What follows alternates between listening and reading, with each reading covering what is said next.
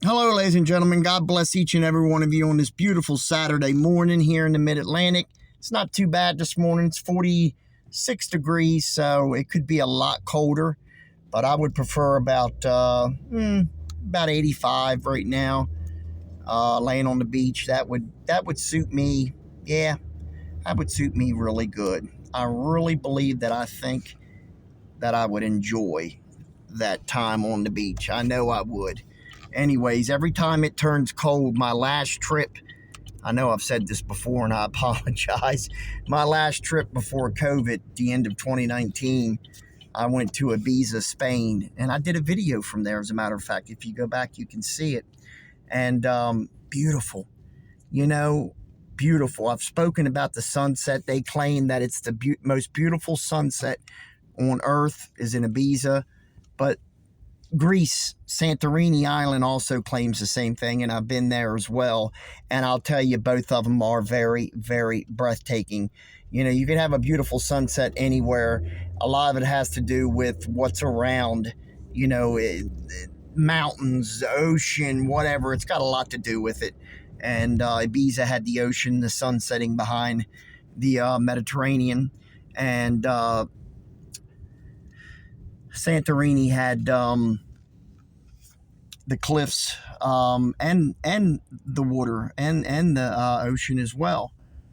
So both of them were very, very beautiful. And as I've said so many times, when you see something like that, you just know that, you know, God created all of this. I mean, how can you not think that God didn't create all of this? I mean, I know there's a lot of people in this world that don't believe in God. I know there's a lot of people that don't believe that He created anything because He doesn't exist. Well, I'm sorry to tell you this if you're one of those people, but He most definitely exists. And I'll give you a prime example. If you're walking down the street, say, on any given city, any city in America, any town, whatever, and you pass by a building and you look at the building, you know that that building did not just magically appear. You know that that building had to be constructed by somebody. Prior to that, there was somebody that, you know, drafted up the plans, somebody that, you know, took the blueprints and built that. A builder, okay, built that building. You know in your mind that that building didn't appear out of thin air. You know that. Just common sense would tell you that that's impossible. It's the same thing with a book. When you open a book up, you've got the binding, you've got the pages, you've got the words on the pages, and you know that that book did not write itself. You know that those words did not just magically appear upon that book. You know this.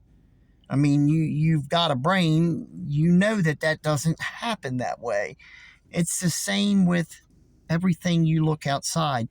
When you look at the sky and you look at the trees and you look at the grass here and you look at, you know, the mountains and the ocean and everything in between, you know that that didn't just magically appear, ladies and gentlemen. You know it didn't appear out of an explosion like so many in the scientific world want you to believe. They want you to believe that all of this appeared from an explosion, or what they call the Big Bang Theory. Or there's a myriad of other ones now. They have one now about how life evolved upon this earth. And there's one gentleman who is very famous. I think I've told this story. He's an astronomer and a scientist, and he's on Nova on PBS a lot. I can never remember that man's name. But anyways, his theory that I first seen him start talking about was around 2015, 2016.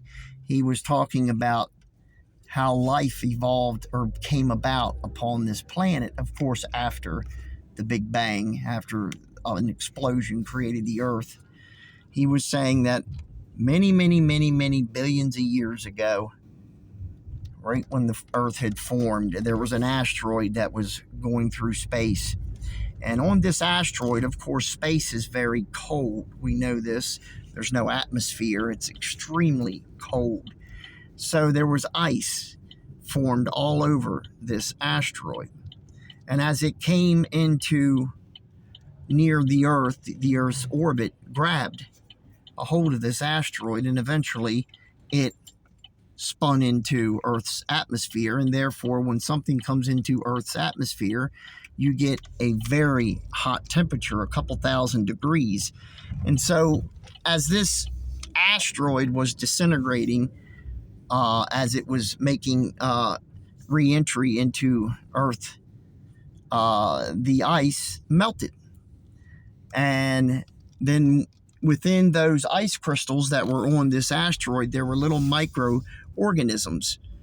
And of course, once it hit the Earth, those microorganisms created the different things we have on Earth, the different life, plants, bugs, whatever. So he's saying that, within these ice crystals was life as we know it. That's one of his theories. And I've often thought about that, and I thought, well, I'm a big space fan. NASA, astronauts, I've always been since I was a kid. And I know when something re-enters Earth's atmosphere, it is extremely hot, thousands of degrees. So how on earth could that ice not be completely disintegrated into a gas or whatever by the time it came into the atmosphere? There would be nothing left of those ice crystals. Then microbes would have been absolutely disintegrated. They would have been gone. And as smart as he is, I would think, that would be the first thing somebody would say to him, but apparently not. But, I hear these things, I see these things on TV, and I think to myself, God created everything that we see. Man may have destroyed a lot of it, but that's man. But God created all of this, the animals, everything. Everything has its place, as I've said before. If you look at your hand, okay, just look at your hand. Take your thumb away from your hand, just that one little digit, okay? Take that away, all right? Now go try to pick up a cup of coffee. Yeah, you could use the little handle, but just something that's round, or I'll tell you what, a soda can.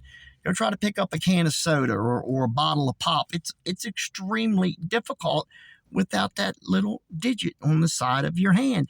God made everything for a purpose. It's got its own place. This thumb comes in handy.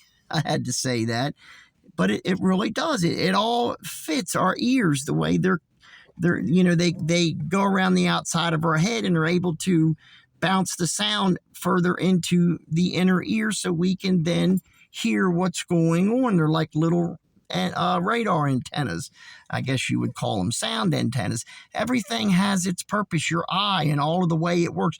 Your brain runs everything within your body. All of the synapses just firing off at untold amounts of speed every millisecond in your brain, just firing off, telling your legs to move when you want to move your legs, or your hands, or focus on that tree over there, or just whatever.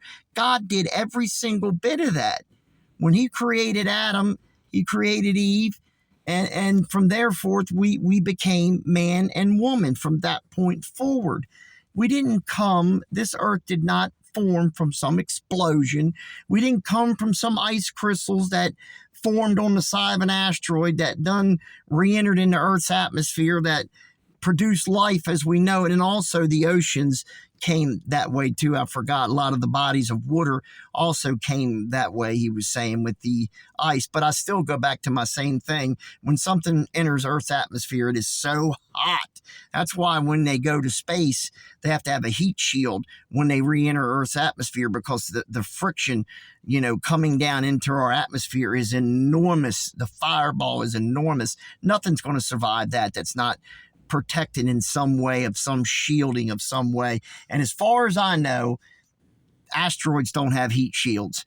Not that I've ever heard of. And, so anyways, Just think about things like that. When somebody comes up to you and you ever have a discussion about, oh, God doesn't exist, he didn't create this or that, just use some of the examples I give you today, because it usually stumps people, unless they're just so stubborn that no matter what you say, they're not going to believe. And you will run into those kind of people. And it's sad. It truly is sad that they just will not admit, that God created the heavens and the earth, as it says in Genesis, and on the seventh day he rested, and he created mankind, and he created the animals, everything, the heavens and the earth, the stars, the moon, the sun. God did all of that. He did all of that in those 6 days. But it's sad that so many people just won't believe. They want to grasp to this science. They want to grasp to what I call this pseudoscience.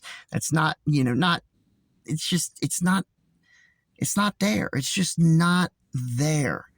I guess as a Christian, and I'm sure you know the same thing when I say you feel these things. You know that God is real. You know that his son Jesus walked this earth. You know he was crucified.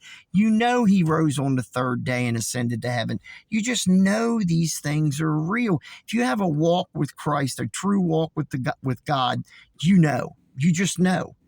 It's just one of those things, when you get saved, you just, I don't know. I guess it's not a good way of explaining by saying you just know, but it's truly, that's the way it is. You just know. Anyways, God bless each and every one of you. Have a wonderful, wonderful weekend. Take care, and hopefully I'll see you tomorrow. All right? Bye-bye.